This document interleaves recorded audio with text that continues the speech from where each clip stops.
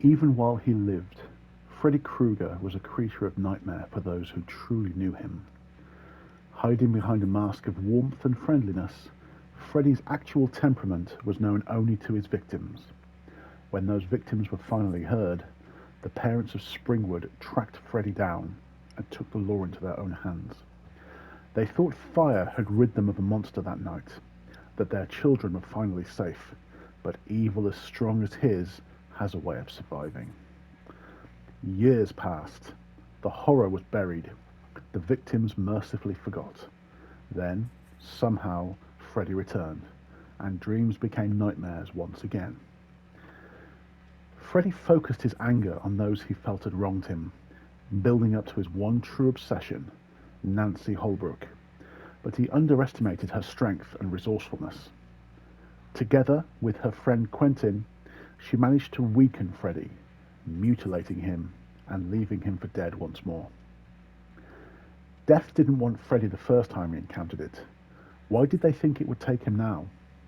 He emerged once more, consumed with vengeance.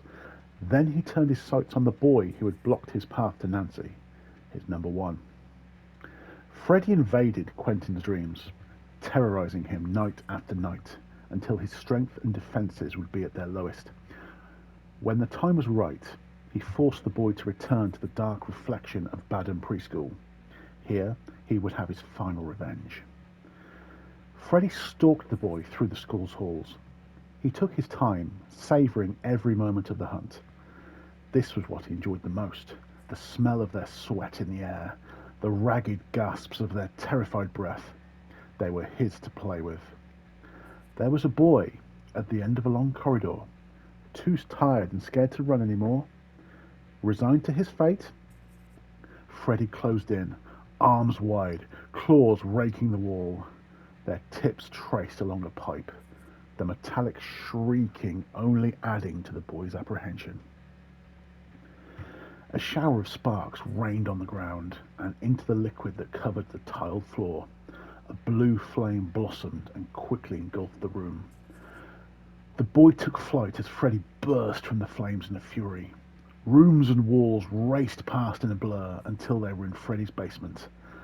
There would be no escape from here. Slowly, Freddy closed in on the boy. His fear was so strong now that Freddy could almost taste it, but his eyes burned with a defiant hatred that was almost admirable. Freddy drew back his claws. Then, Freddy felt another presence with him. Something old, powerful and dark. A miasma enveloped him, and the only sensation was a sound like wooden beams flexing and creaking in the distance. The echoing groan of metal crushed against metal. Something arcane and unknowable, halfway between language and pure terror. There was a moment of falling and spinning, and then Freddy was back in the school. But not his school. It looked the same, but it felt different. His powers were tempered in some ways, and focused in others. The boy had gone for now, but other prey walked the hallways. Some would be inconsequential, others would become his new favourites. All would fall before his claws.